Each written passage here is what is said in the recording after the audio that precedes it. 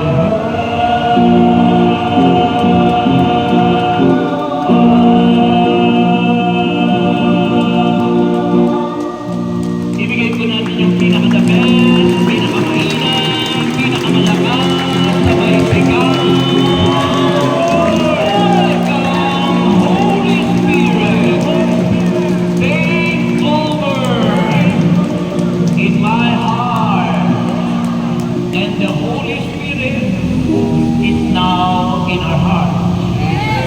Totoo ba yun? Nasa puso niyo na ba ang Espiritu Santo?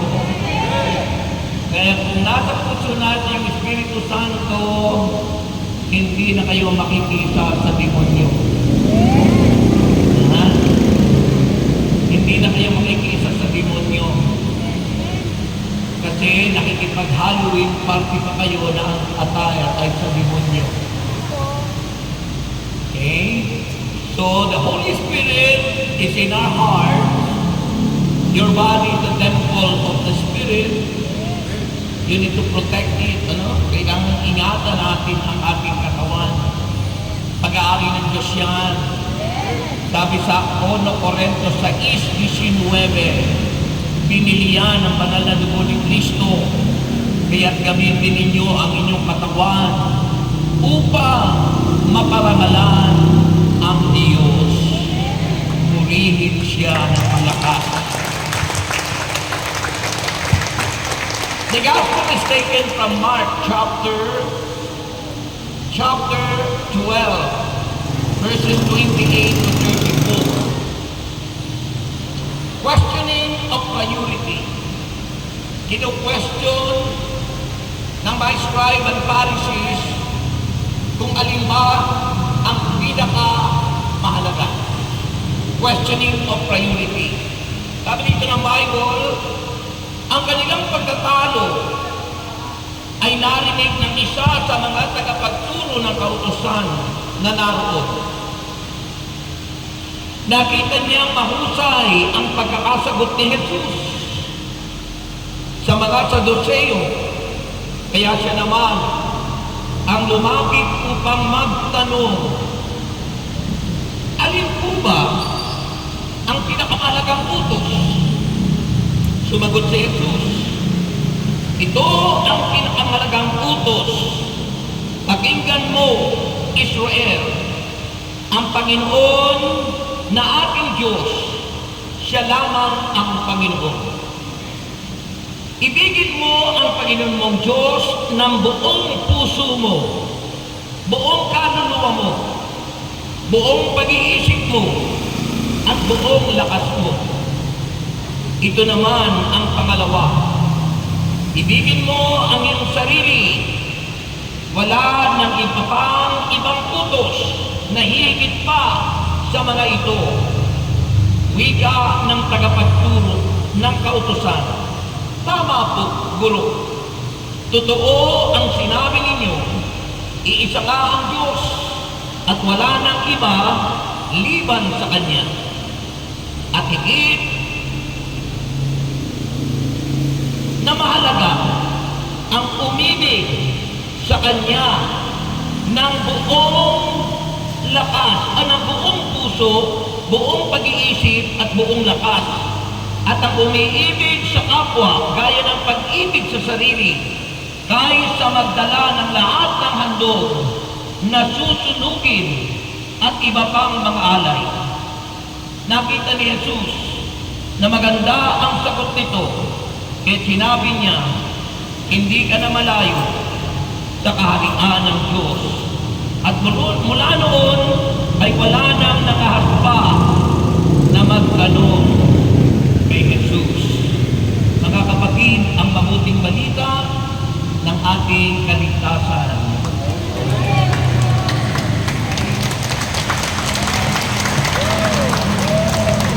Okay, pwede na po kayo maupo dahil nga po 8:30 lang daw kayo. Kaya po, ating pong iso-shorten ang ating pag-uusapan ngayon. At bumabati po ako sa inyo ng isang magandang gabi. Ilan sa inyo ay hindi sumagot na ang kailangan natin tayo po ay nagre-response o tumutugon sapagat ang mahalaga ay yung pagtugon. Dahil kayo hindi rin tutugunin ng Diyos pag hindi kayo nagkaroon ng pagtugon sa Diyos. Magandang gabi po sa inyong lahat. Dahil kayong lahat kayo sumagot, answered prayer na kayo. Ang lakas kapag answered prayer, ang lakas ano? Yan. Mga kapatid, galing po ako ng Batangas, dumirekta ako rito, kaya nagpahinga kami ng konti sa McDonald's. Sa McDonald's. Nag-single lang naman kami. Okay? Kasi kung tutuloy pa kami sa pundo, malilate na ako kasi traffic na mayroong mga cemetery na. Kaya inintay na lang namin ang oras dahil baka kami mali. So ating pag-uusapan ngayon is about the priority in life. Ano ba yung prioridad ninyo? Kung nakakangin nyo. Saka maiksi yung ano. Ano po ba yung priority natin sa buhay? Kasi yung gospel ko, questioning the priority. Tinatanong ng mga scribes and Pharisees kung ano ba yung pinakamahalaga na utos ng Panginoon. Alin ba yung pinakamahalaga sa utos? Ano po para sa inyo ang pinakamahalaga? Na utos? Yung bang ikaw ay tumayan sa loto at sinabi mo, Mami, ano ito, Mama? Yung ba pinakamahalagang utos? Sumagot po si Jesus.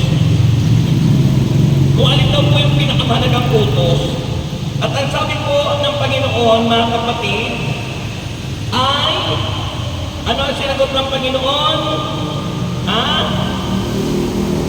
Sabi ng Panginoon, ito ang mahalagang utos. Pakinggan mo, Israel. Pakinggan mo, Israel. Kasi po sa bansang Israel, ang mga Hudyo, ang dami po nilang mga precepts na kailangang sundin. Ang kanilang dapat sundin na mga precepts ay 613 mga utos.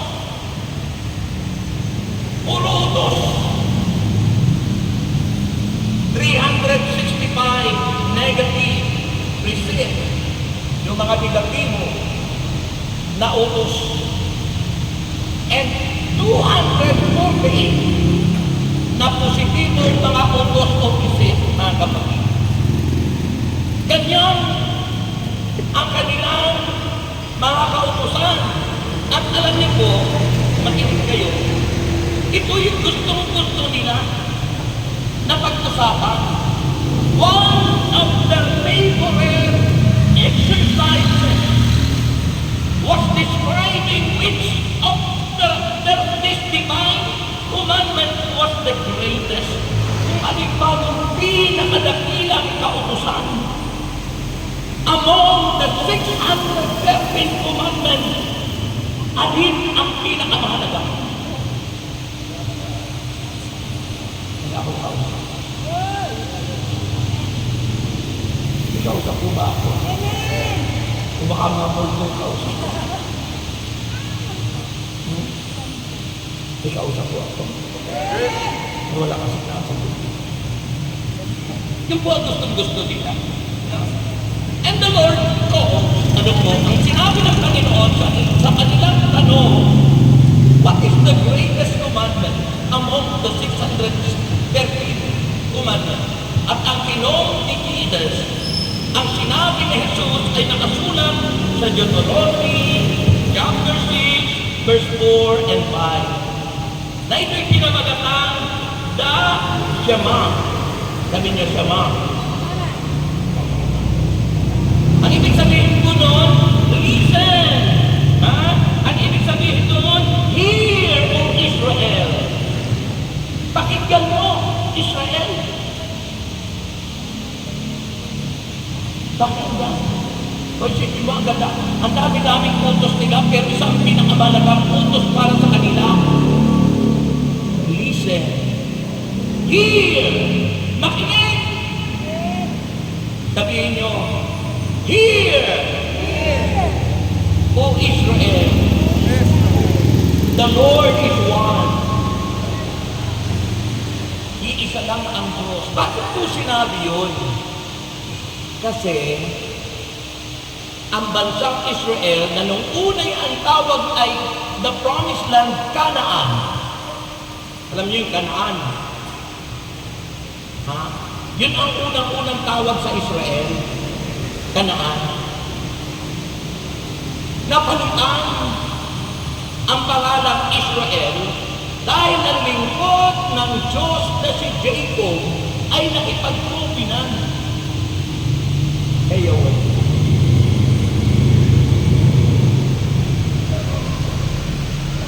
At si Jacob, na ang pangalan Jacob, ay pinalitan ng pangalang Israel.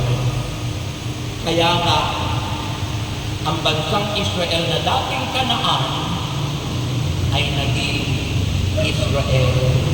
Na ang unang panahon ang kanilang kapital, city, ay Jerusalem. Wala akong kausap. May kausap po ba ako? Yan po ang kasaysayan ng Israel. At ang Israel, na dating Kanaan, ay napapaligiran ng napakaraming mga bansa na sumasamba sa iba't ibang Diyos-Diyosan.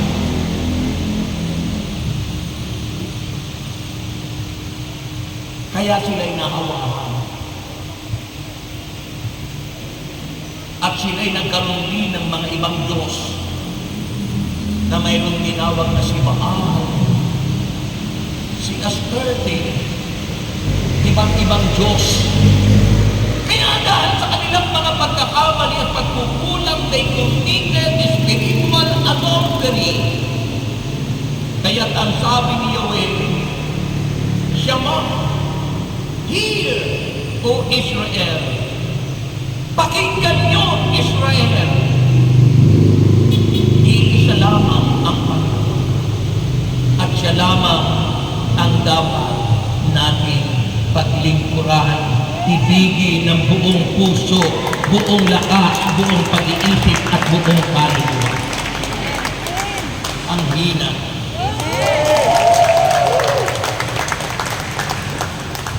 At kinood pa rin ang Panginoon in the book of Leviticus. After he quoted the Deuteronomy chapter 6 verse 4 to 5, dahil sabi nga, Hear, O Shema, ang kinood naman ni Kristong pangalawa ay yung nasa Leviticus chapter 19 verse 18. Alin po yun? That love for one neighbor. Yun yung sinabi doon sa gospel ngayon, that you shall love your neighbor as yourself. Ibigin mo ang iyong kapwa gaya ng iyong sarili. Mahina. Ayun po ang napakahalaga. So alin yung pinakamahalagang utos? Hear, O Israel. Makinig. You know, faith is cometh by hearing. Siguro na-deceive sila because wala yung faith nila sa tunay na Diyos. Dahil ayaw nilang makinig. Daming Katolikong nawawala at nagwawala. Nawawala at nagwawala. Bakit? Natatangay sa iba. Bakit? Kasi hindi sila nakikinig. Di ba sabi ni Propeta Hosea, 4:6, people are perished and destroyed for their lack of knowledge. Ang aking bayanan niya ay napapahamak, namamatay dahil sa kanilang pamangmangan. Pag sinabing mangmang, ang tawag doon ay pagiging ignorant. Sabihin niyo, ignorant. Pwede ka bang tawaging ignorant? Papayag ka bang tawaging mangmang ka? Kaya mahalaga ang ating fellowship ngayon. Makinig ka, O Israel. Hey, Father Rex, Israel naman because that's the mission of Christ. Ang hanapin ang remnant of Israel, ang mga nakitira. Pero tandaan niyo po, makinig kayo. Ang taong makapagmamahalak ng buong puso, ang taong makapagmamahalang ng buong kaluluwa at buong pag-iisip ay ang mga tao pinalaya at iniligtas ng Diyos.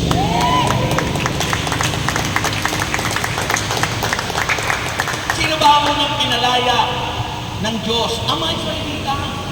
They were the chosen people. But even though that they were the chosen people, they rejected the Lord. Hindi nila tinanggap si Jesus. Pinaniwala nila si Jesus. Wala akong kausap. Pinaniwala po nila. Kung kaya't nabalik sa ating mga Gentiles, mga Hintil, kasama po tayo sa mga Hintil, na bilang ang pag-ibig at pagmamahal ng Diyos sa atin. John 3:16, di ba? For God so loved the world that He gave His only begotten Son, that whosoever believe on Him should not perish, but have an everlasting life. Gaya na lamang pag-ibig ng Diyos sa ating lahat, kahit hindi ka taga-Israel, nabaling sa iyo at sa atin ang pag-ibig ng Diyos dahil ikaw ang dapat magmahal sa Panginoon.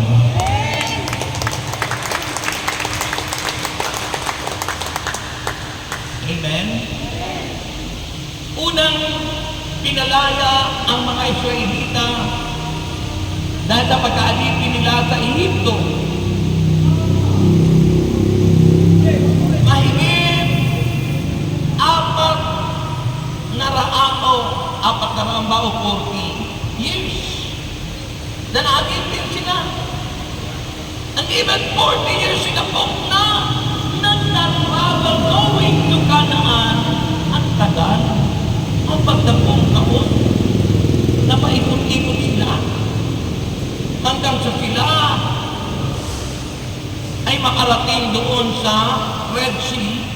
At ang nandulo na sila, aabutan na sila ng mga sundalo ng Pero. Ang Pero po yung hari ng Ehipto.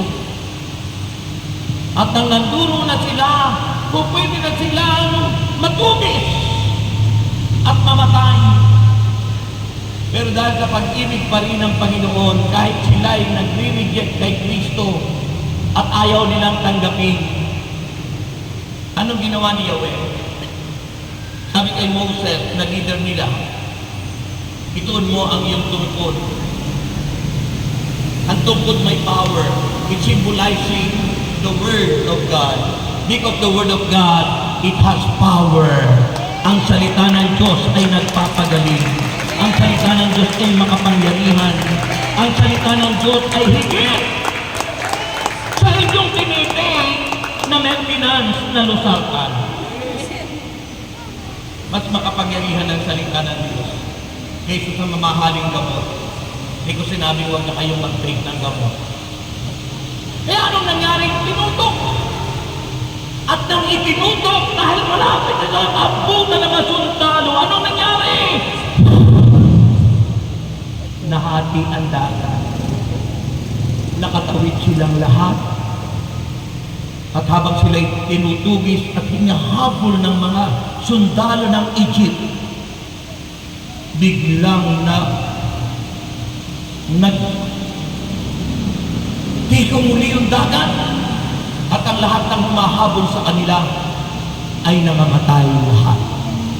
Ang mga Israelita ay nakalaya sa pagkaalipin sa Ehipto at dahil sa paglayang yun, doon sinabi, makinig kayo, iisa lamang ang Diyos na dapat sambahin at mahalin ng buong puso, buong lakas, buong pag-iisip.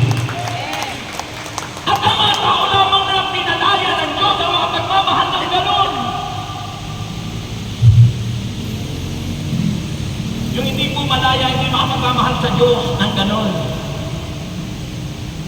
At dahil tayo pinalaya ng Diyos sa pagkaalipin sa kasalanan, when we were baptized and we accepted Christ Jesus in our lives, tinanggap niyo na ba si Kristo? Ang hina. Ibig sabihin malaya. Diba sabi ng 2 Corinthians 5:17, if anyone is in Christ, he is a new creation, the old has gone and the new has come. Ang sino man ang ganda, ipag-isa kay Kristo, isa ng bago nila na. Malaya ka na, hindi ka na dati pagkatao mo, hindi ka na bakla, hindi ka na tumboy, Hindi ka na lasinggero at babaero o anumang masamang tao. Ika'y binago na pinalaya ng ating Panginoon. At ang mga taong pinalaya lamang, ang mga taong pinalaya lamang ng Diyos, ang makapagmamahal ng buong puso, ng buong lakas, ng buong pag-iisip, at ng buong kaluluwa. Ang mga hindi malaya, hindi nila magagawa yun. Kaya kung malaya ka na, nagagawa mo na yun at nalulugod ang Diyos sa bawat isa sa atin.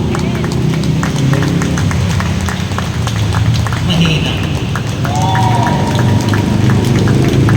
That's why priority in your life. Kung ika'y pinalaya ng Diyos, your priority is God. Kung ika'y pinalaya ng Diyos, ang priority mo sa buhay ay ang Panginoon.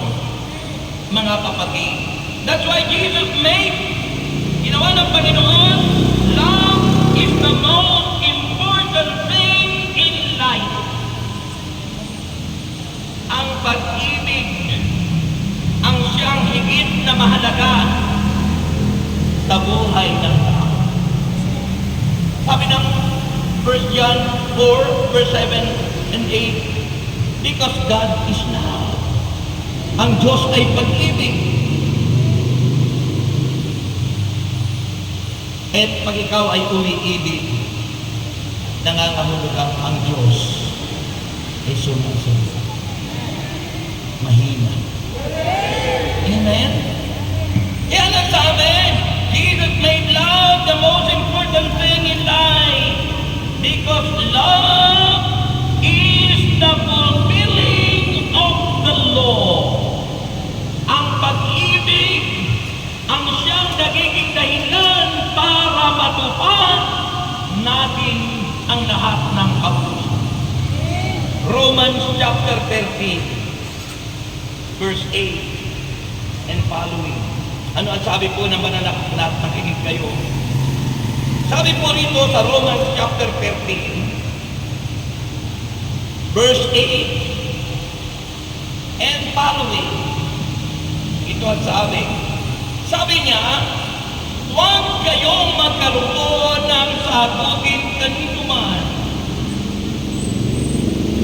maliban na kayo'y magmahalan. Ulitin ko ha, kasi parang natutulog na kayo. Ulitin ko ha. Sabi ko rito, Romans 13 verse 8 and following, huwag kayong magkakaroon ng sagutin kanino man, maliban na kayo'y magmahalan o mag-ibigan sa isa't isa.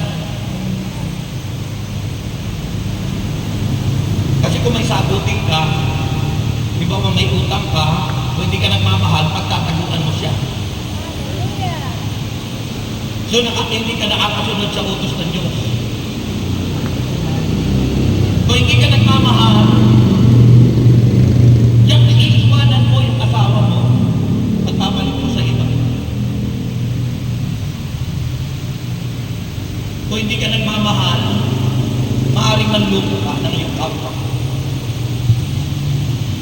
Sabi ng Bible, makinig kayo, huwag kayong magkaroon ng sagutin kanino man maliban sa kayo'y magmahalan sa isa't isa o mag-ibigan, sapagkat ang nagmamahal sa kapwa ay nakatutupad na sa kautusan. Ang nagmamahal sa kapwa ay nakatutupad na sa kautusan. Diba? Ngayon lang napakalaga.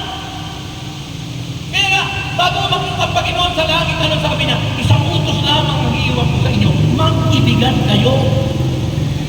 Hindi sinabi ng Biblia, oy, iwanan ko na kayo, magsiraan na kayo, lalo na ngayong eleksyon.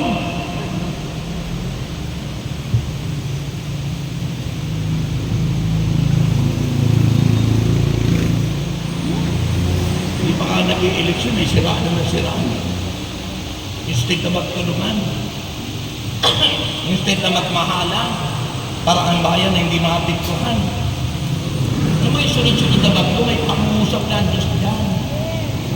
Ibig sabihin, ang buhay ay may katapusan. At ang lahat ng kayamanan, lalo na kung galing sa mga korupsyon, ay hindi mo madadala sa iyong patutunguhan. Kung bakit may celebration tayo ng All Souls Day, November 2, and All Saints Day, kahit na sila yung naging banal, pero sila yung namatay at lumipat sa kabilang buhay, na nagpapakita sa atin, kaya may celebration na yun, ay nagpapaalaala sa atin, na bukas mahalaga, nakasulat doon sa puntod mo, ako ngayon, ikaw bukas.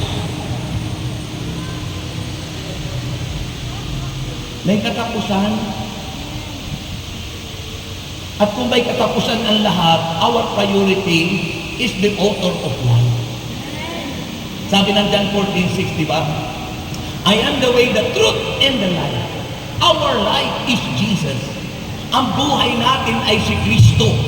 At kung si Kristo ang buhay natin, siya ang priority ng bawat isa sa atin. Si Jesus. Si Jesus. Amen. Hindi yung kayamanan. Kailangan natin yun habang tayo nandito. Pero kung tayo sakim, at ang minamahal natin na yung pera, yan ang ugat ng kasamaan. To love money, it is mammon, it is idolatry. Diyos-Diyosan ang pera kung inibig mo na yan. At yan ang nagiging sakit ng maraming tao ngayon.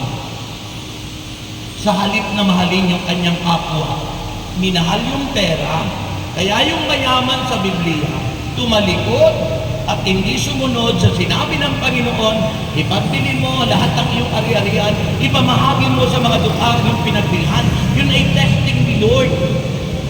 Tinitest tayo ng Panginoon kung tayo marunong sumunod, pero tumalikod yung mayaman, nakasimamot ang mukha. Bakit? Hindi niya kayang gawin yung magbahagi ng ilan sa kayamanan niya dahil siya ay nagmamahal hindi sa Diyos, hindi sa giver, hindi sa blesser, kundi ang minahal niya yung blessing, yung biyaya, hindi yung nagbigay sa kanya ng biyaya. Nasaan yung the greatest commandments? Nasaan yung mahalagang utos na dalawa na ang una'y pag-ibig ng buong puso sa Diyos at ang pangalawa yung pag-ibig sa ating kapwa? Nasaan? Kaya sabi ni Jesus, napakahirap makapasok sa langit ang mga mayayaman. Ang tinutukoy na mahirap, yung mga katulad noon na hindi marunong mag-share ng blessing ni God. Pag-share, pagbabahagi, walang umi-amen yan kasi mahirap po ang magbigay. Pero pagtanggap ang Biblia, pagpapasok,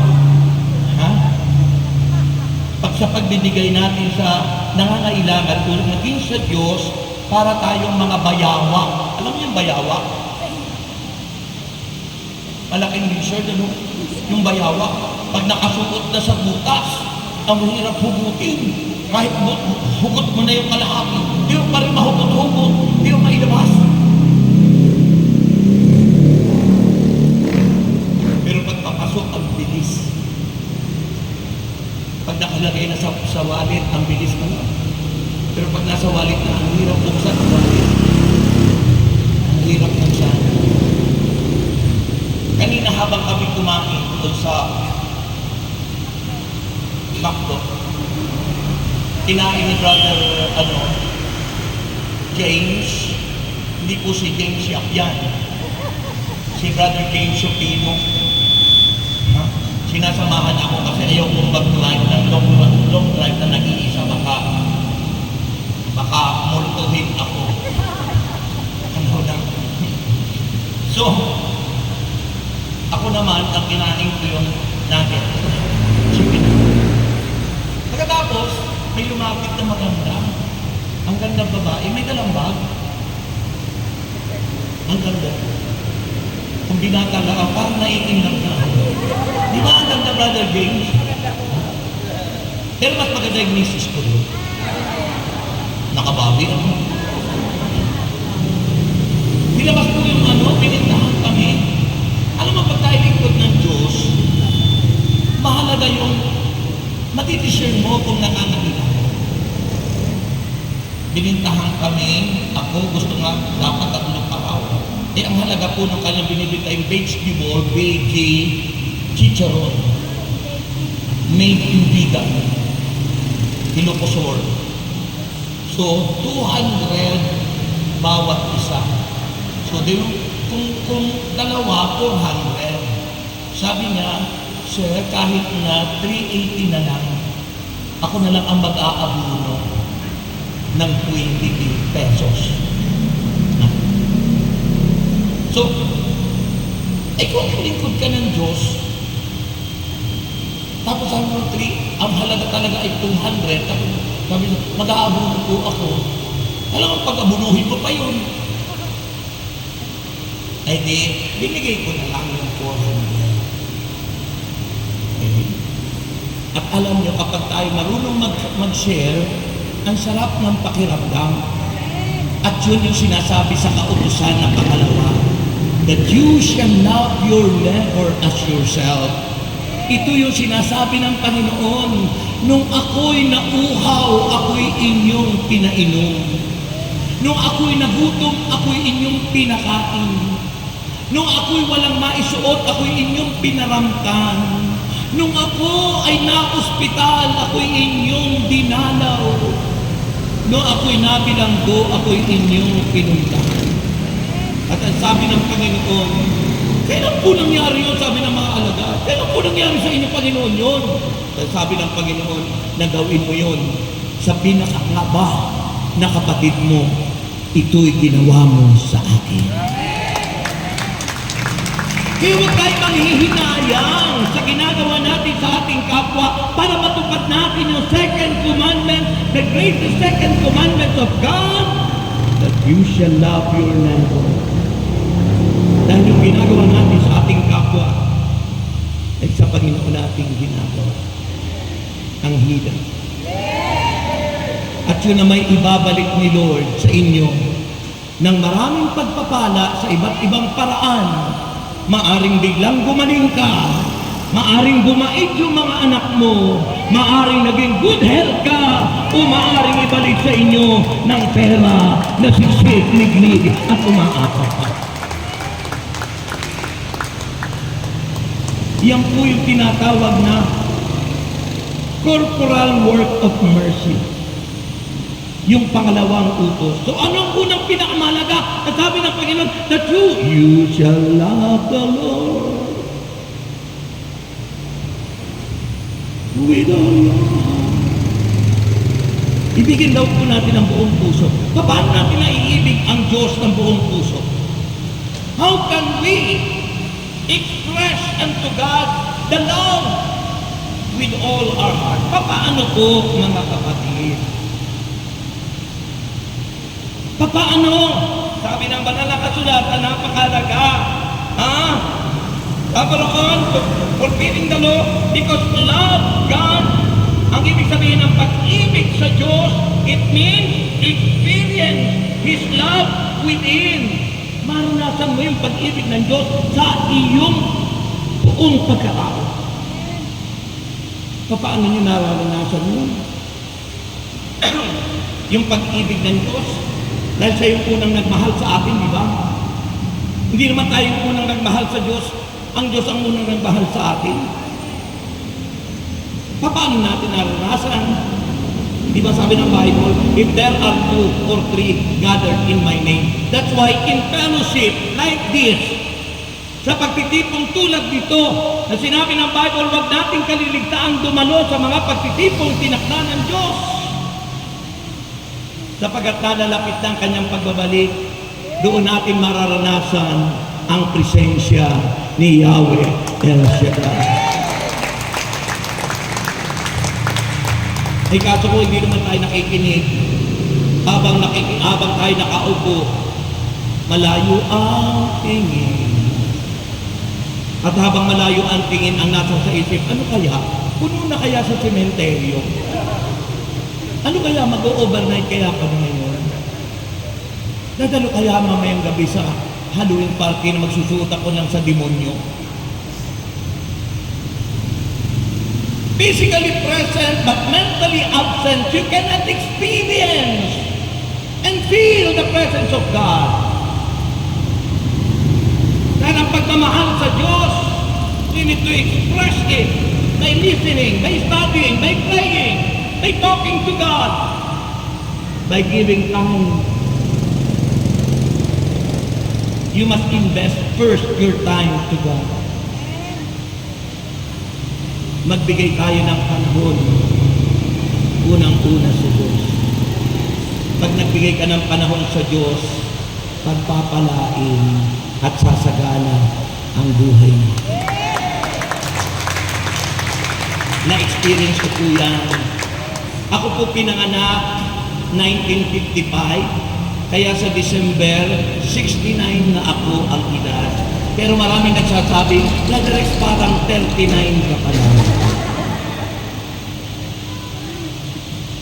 Namatay po yung tatay ko, 3 years old pa lang ako. Namatay yung kapatid kong lalaki sa Tikdas, ako na lang natirang lalaki. Ang 4-5 magkakapatid na babae, o ang 4. Kaya ako ang pang-5. Ako ang nag-iisang gwapo sa kanila. Kasi ako lang yung lalaki doon. Ako lang yung nakapag-aral, silang lahat hindi. Kasi ako'y nag-stow away. Pero nung namatay yung tatay ko, marami po kami dapat yung lupa, pero lahat yun ay kinamkam, inagaw sa amin, kami naghirap. Naranasan po namin na kumakain ng saging na tinadtad na nilagyan ng niyog at gata. Minsan may kanin, minsan wala. Minsan may kanin nga, walang ulam, kundi kinudkod na niyog o asin na sinasabaw sa kanin. Yan yung katindi yung naranasan ko buhay. Pero tandaan po natin, life for me is like a stair. Ang buhay para sa akin hindi tulad ng gulong na paikot-ikot lang. Ang buhay para sa akin hindi tulad ng roller coaster. Ang buhay sa akin ay tulad ng isang hagdanan na kung ako'y mag-start sa first step at magpapatuloy hanggang sa taluktok, ako'y nagtagumpay. At ang sinasabi ng Servant Peter, life is what you make it. Anong ibig sabihin ng life is what you make it? What can't titigil? Focus your life on the author of life, Jesus Christ. Hebrews chapter 12 verse 2. Let us fix our eyes unto Jesus, the author and perfecter of our faith. Ang pinagmumulan ng ating tunay na pananampalataya ay si Jesus. Hindi po sa kung ano-ano. Ituon natin. Secondly, sabi ng Bible, do not conform any longer to the pattern of this world. Kung ako yung sumang-ayon at nagpatuloy na sumang-ayon sa mundo, siguro po'y patay na ako. Siguro po'y may sakit na ako matitindi dahil sa inuman at kung ano-ano ginagawa namin sa beer house. Kung nagpatuloy ako sa pagsang-ayon sa mundo, siguro po walang Brother Rex na makikilala. Sabi ng Romans 12 verse 2, mag-iba na kayo at magbago ng isip. Diba sabi ron, huwag kayong umayon, takbo ng mundong ito, mag-iba na kayo at magbago ng isip, to change our mind. And to change our mind, it means, yung po yung metanoia. Ang metanoia po ay repentance, ang ibig sabihin, to change our mind, to change our heart, to change our character, and to change our action. Ang baguhin ang isip, puso't kalooban at magbago tayo ng lahat ng ginagawa natin sa buhay. Ang gagawin na lang natin ayon sa kalooban ni El Shaddai. And finally, kasi wala ng oras. Ano sabi ng Bible? We do not live by rules, but by relationship.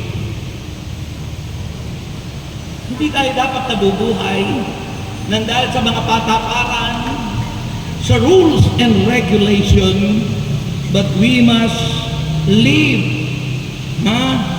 by relationship first to God and to our neighbor. Baka nga may kapitbahay kayo, magkakaaway naman kayo. Baka nga may kapitbahay naman kayo, nagsisiraan naman kayo. Baka nga may kapitbahay kayo, pero pinatulan mo at ang mahal mo na ngayon ay yung kumpare mo sa halip na yung asawa mo.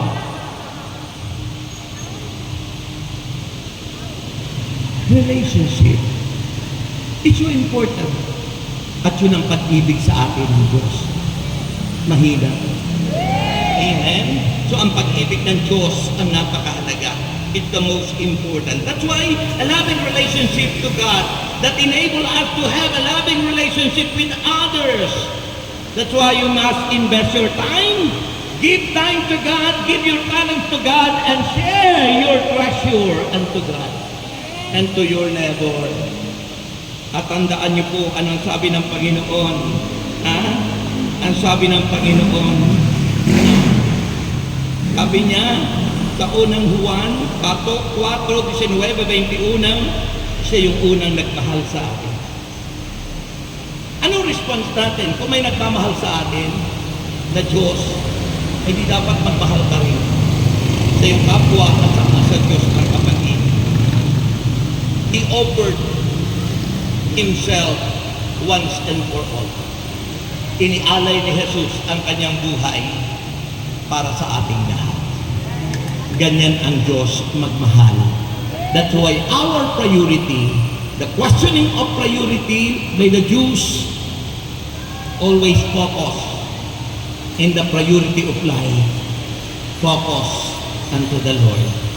Amen. Kayo na kayong lahat. At sabihin mo ngayon, walang ibang nagmahal sa akin ng tulad mo, Panginoon. Taas ang kamay. Taas ang kamay. At titiglan na po natin yun. Titiglan na natin yun. Magtitake to pa nga. Wala akong magtitake to tayo. Taas ang mga kamay. Let's worship Him. Sambahin natin siya. We need to feel His presence. Walang ibang nagmahal sa akin ng tulad mo. Pag-ibig mo'y wagas at di nagbabago. Pinatunayan mo ito sa krus ng Kalbaryo. Ligtasan sa'yo ay natabo. Come on, tayong lahat. Walang ibang nagmahal sa atin ang tulad ng Diyos. Pag-ibig mo'y wagas at di nagbabago. Pinatunayan mo ito sa krus ng Kalbaryo. Kaligtasan sa'yo ay natamo. Come on! Ikaw ang hari at tagapagligtas. Banal mong pangalan aking itataas. Panginoong Jesus, aming Diyos, iaalay ko sa'yo aking lakas. Tayong lahat, ikaw ang hari at tagapagligtas. Banal mong pangalan aming itataas. Panginoong Jesus, aming Diyos, iaalay ko sa'yo aking lakas. Come on, ikaw ang hari.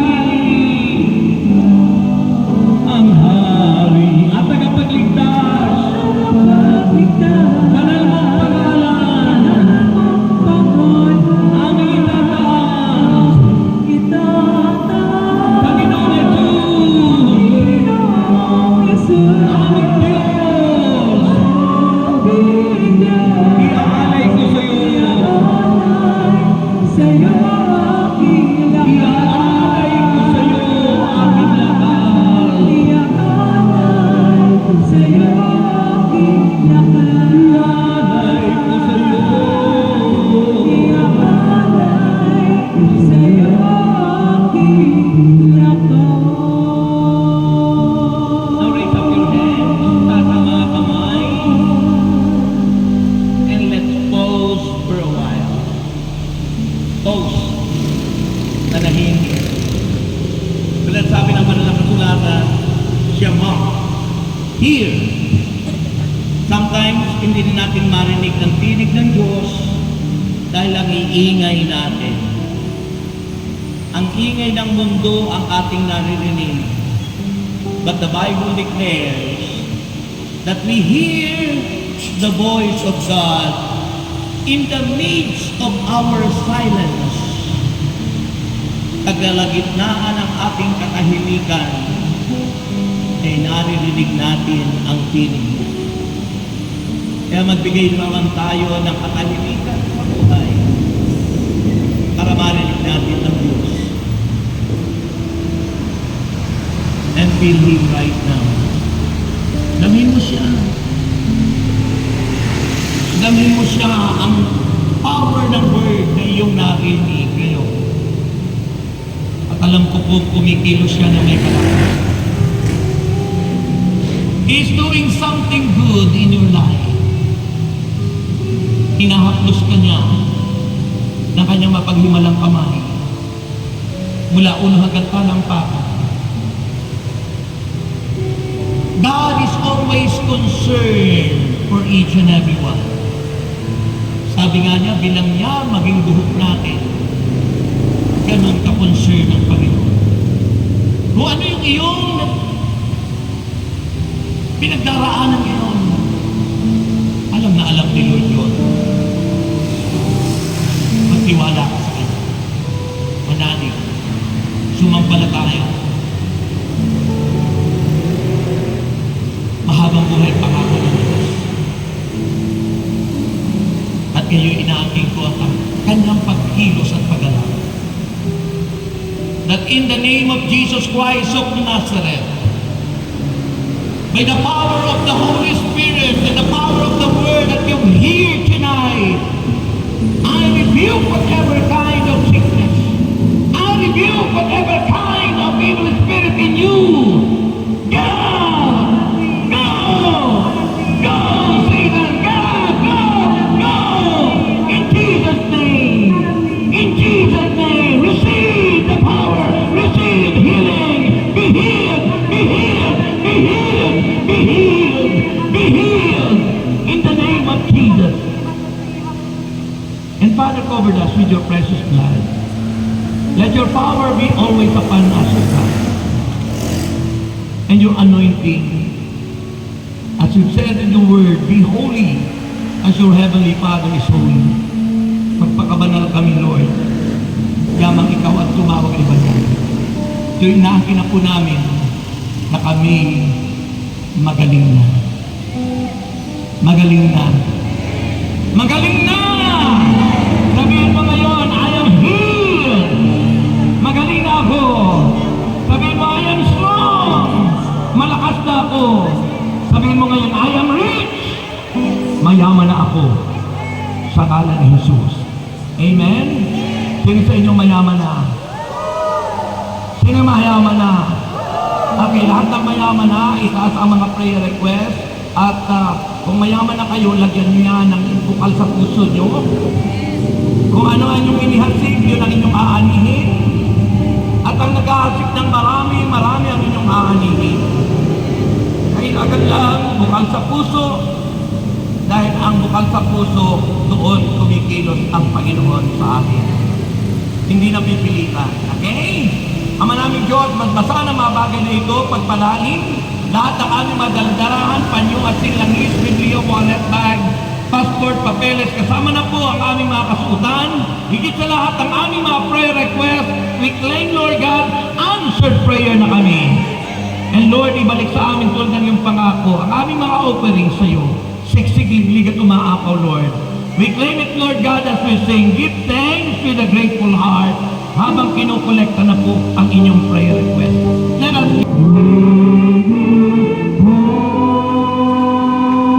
taas ang kamay nyo.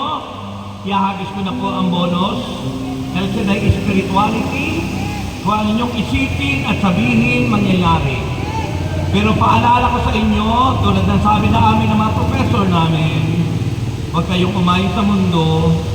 Kung nag-celebrate kayo ng All Saints Day and All Souls Day, huwag kayong makisalamuha sa mga nag-a-attire ng sa demonyo. Encourage your children to wear yung mga damit ng mga santo, hindi damit ng diablo, hindi damit ng demonyo. At huwag na huwag kayong maglalagay ng anuman deklarasyon sa bahay nyo na tungkol dyan. That is doorways of Satan. Pag mayroon kayong display sa bahay nyo, you are inviting evil spirit to enter in your house. Tawag dyan doorways. Yan po yung nasa pagtuturo ng tawag doon yung exorcism o spiritual warfare. Okay? So, Katoliko, matuto tayo, hindi sa Diyos yun, sa demonyo. Ang tunay na Halloween para sa Katoliko, ang suot para sa mga santo. At hindi dapat kayong mag-display ng anumang demonyo sa bahay nyo, kalansay, manananggal, ataol. Bay, pag pumunta kayo dyan sa Yala Alabang, naku, ang lalaking ataol na sa mga gate nila. May mga nakakunwari patay na balon na buhay. Yan, mga lack of wisdom, mga taong kulang sa kaalaman. Okay, handa na kayo? Handa na? So, yung paalala ko sa inyo, ha? Baka mamaya ay kaisa kayo doon. Ha? Kayo makikisa kayo doon, mananaginip kayo ng nakakatakot, baka kayo po ay atakihin. Kaya huwag kayong makikisa dyan. Yan ang gawa ng diablo eh. Ha? So, ang ating gagawin, yung mabuti, hindi yung masama. Okay? May the Lord God bless us all now and forever. In the name of the Father, Father pa lang po ako, tinuturuan ko kayo, that is the church. Yan po. In the name of the Father, and of the Son, and of the Holy Spirit. Amen. That's the Trinitarian Church from Vatican II Council, a charismatic, a gifted church. Okay? Ito na ang unang bonus nyo. Sasabihin nyo, thank you, Lord! Thank you, Lord! Yan, mag-isip na kayo kung ano ang inyong gustong tanggapin ngayon. Ito na! Pangalawa, isipin nyo mabuti, 25 countries ang napuntahan ko dahil sa kasasambot niyan. Pati apelido ko napuntahan ko, Amerika. Israel napuntahan ko, Vatican City napuntahan ko, 25 countries. Why? Because I have faith in the Lord. Na naman sabihin ko at ang piling ko, tinanggap ko. Okay, di ba? Yan. Ito ang pangalawa, inyo nang tanggapin.